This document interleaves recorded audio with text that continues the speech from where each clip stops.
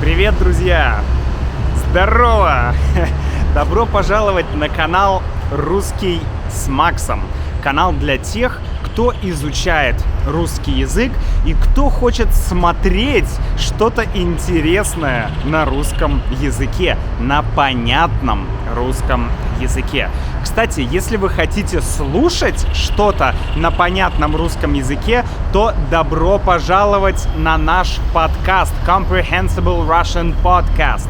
Ссылка будет в описании, транскрипции к видео, к подкастам, все в описании.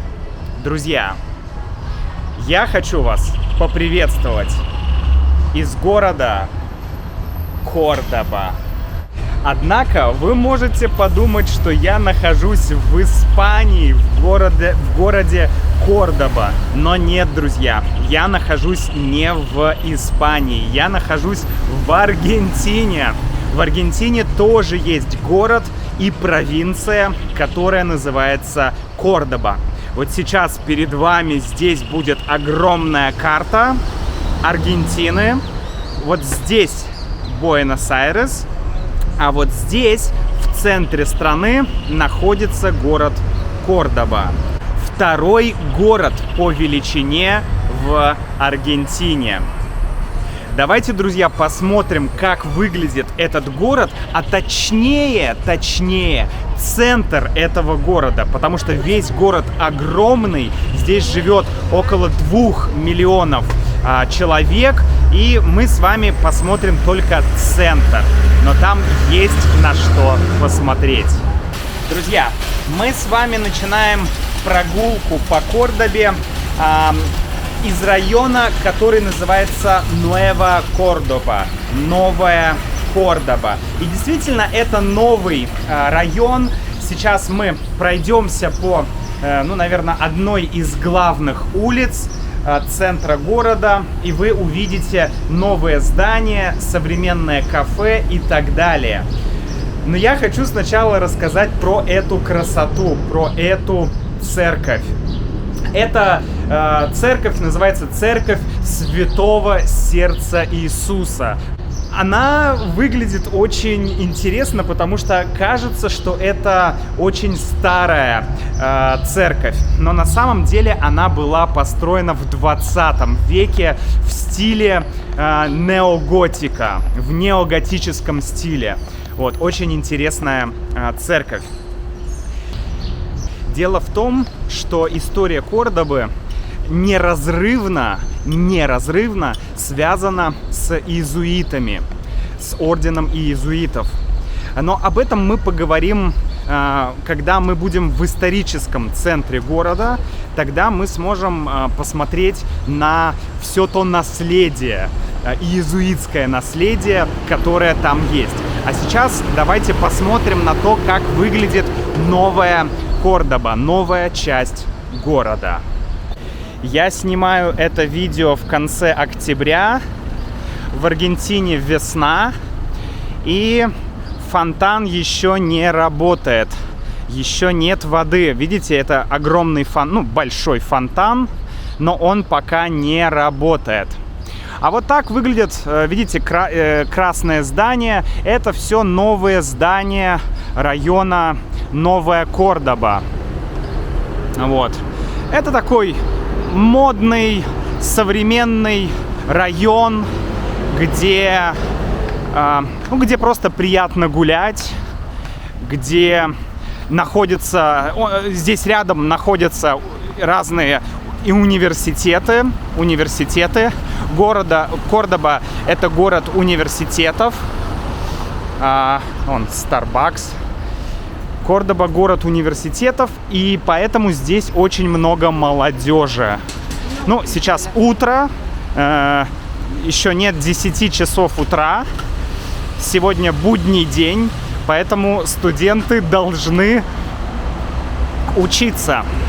Наверное, мы не увидим сейчас студентов. Однако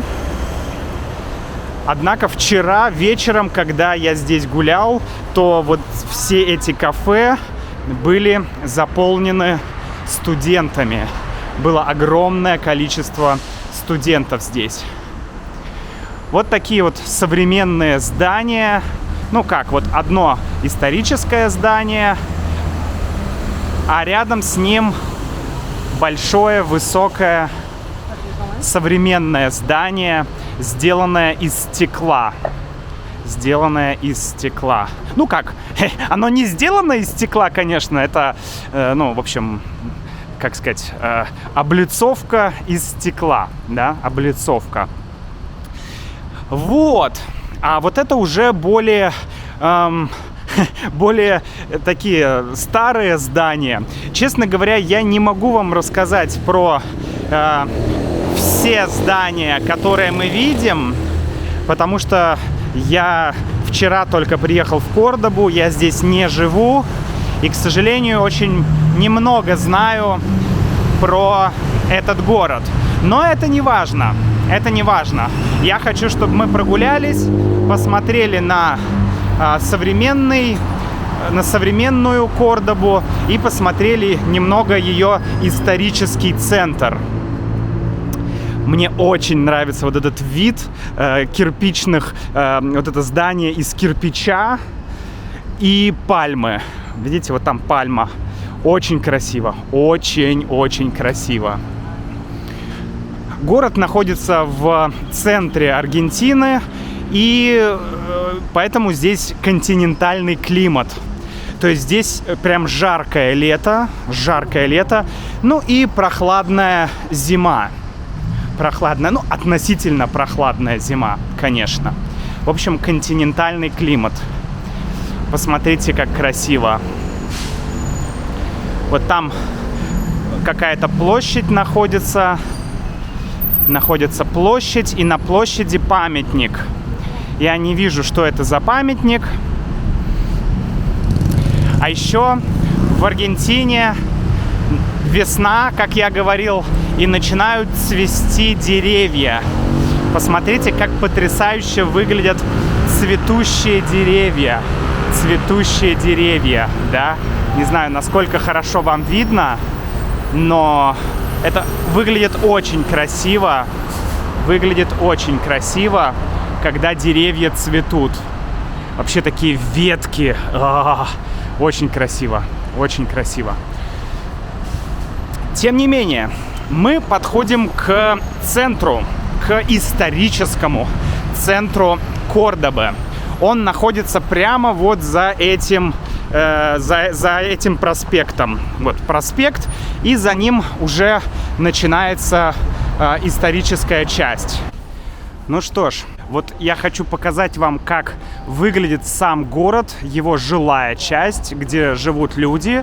Ну, это тоже центр, но тем не менее, вот так выглядит сам город.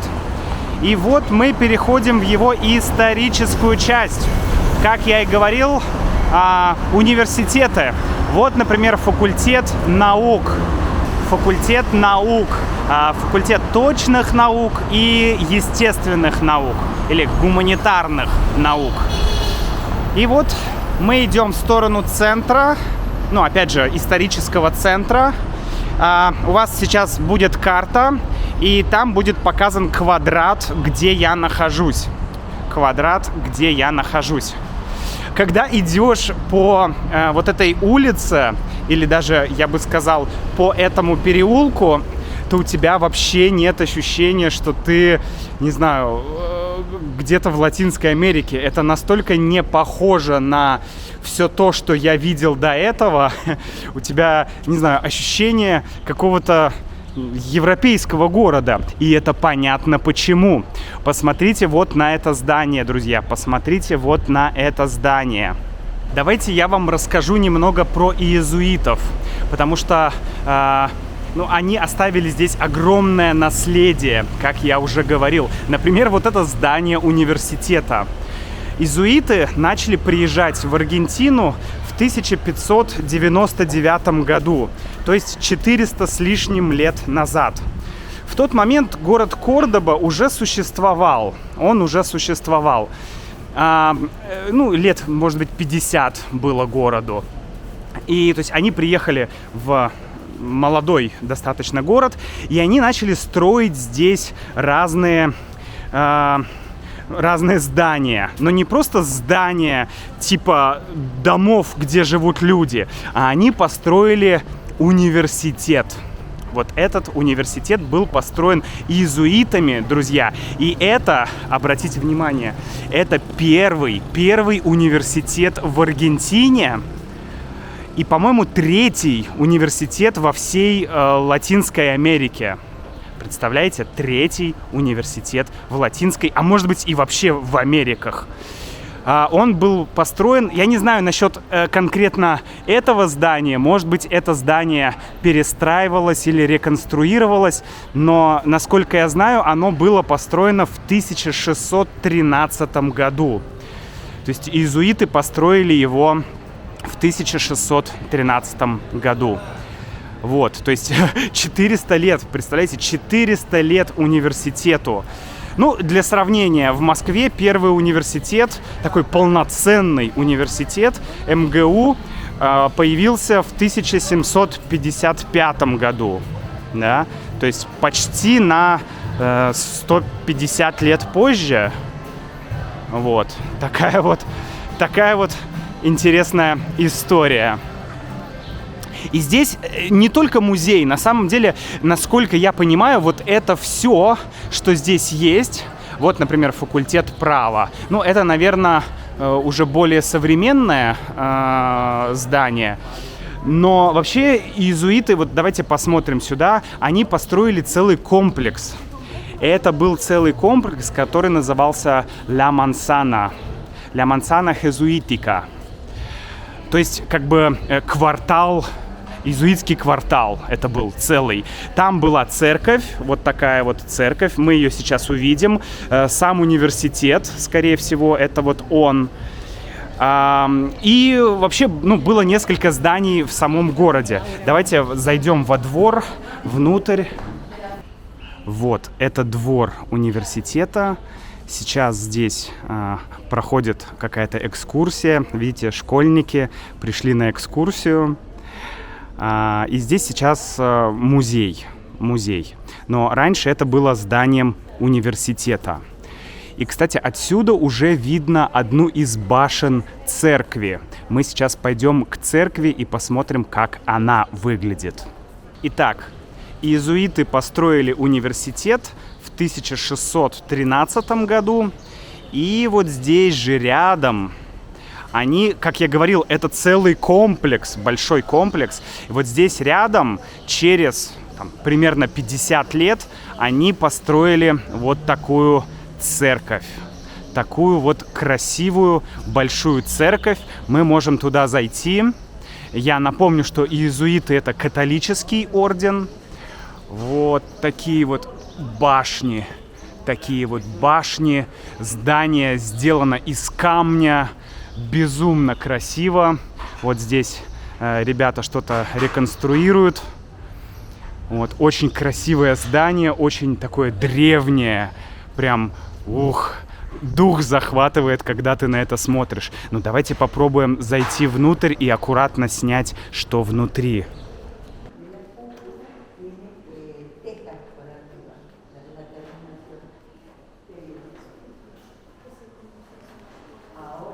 Ну, конечно, это не все здания. В комплексе есть большее количество разных зданий, но, наверное, основные — это церковь, абсолютно фантастическая старая церковь.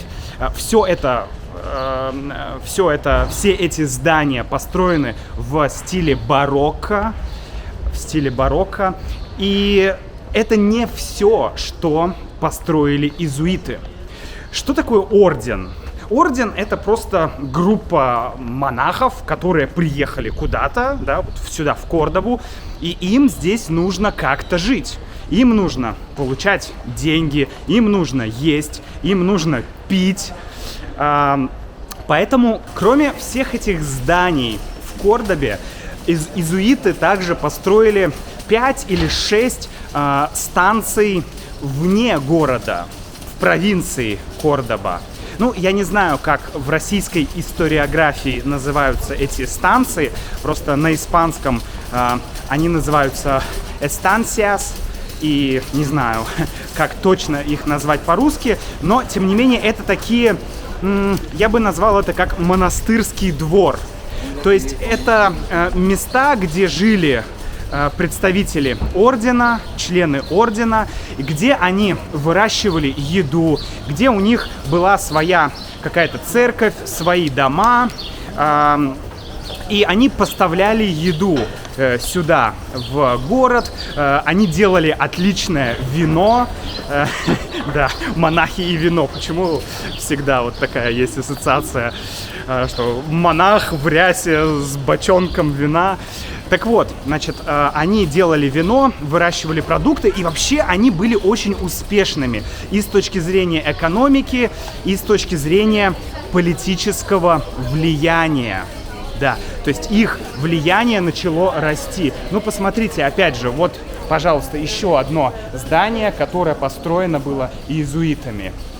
Вот пример еще одной церкви, которая была построена раньше, чем та большая церковь. Она была построена в 1628 году, и здесь также есть монастырь. Вот там находится монастырь, то есть место, где живут монахи. Это не я такой умный, это вот информация, которую я прочитал здесь на стене.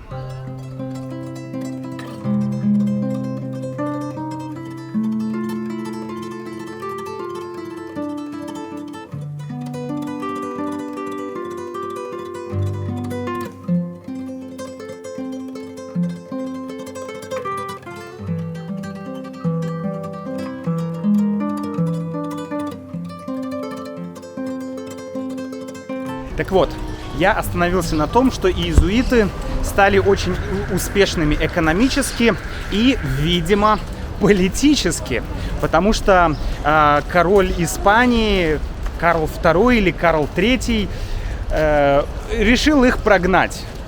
Они прожили здесь 150 лет. 150 лет они строили здесь фантастические здания, занимались развитием всего региона и через примерно 150 лет были изгнаны из страны. Вот так вот закончилась история иезуитов. Но не совсем закончилась. Потом уже через много-много лет иезуиты снова вернулись, но это уже совсем другая история, потому что все основные вещи, которые были построены ими, сейчас находятся в Кордобе и в станциях неподалеку от Кордобы.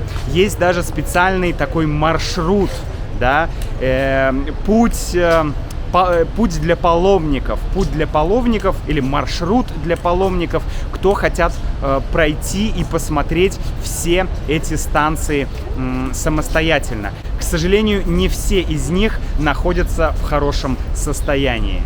Кстати, насчет иезуитов. Папа Франциск, сейчас ныне действующий папа, он иезуит. Вы, наверное, знаете, что он из Аргентины, и он как раз представитель ордена иезуитов. Что ж, друзья, где мы закончим наше видео? А закончим мы наше видео, наверное, на центральной площади, такой, видите, небольшой площади города Кордоба, где находится памятник Сан-Мартину, генералу Сан-Мартину. Это одна из важнейших фигур для Аргентины и для многих других стран. Это освободитель не только Аргентины, но, опять же, и ряда других стран от колониальной зависимости. Поэтому вот такие памятники Сану Мартину можно увидеть в разных городах Аргентины и не только Аргентины. На этом, друзья, я хочу с вами попрощаться. Наша небольшая экскурсия по историческому центру Кордобы закончилась. И надеюсь, что мне удастся еще снять парк, который находится здесь недалеко, и показать его вам. Изучайте русский с интересом, путешествуйте, и пусть у вас все будет хорошо. До встречи!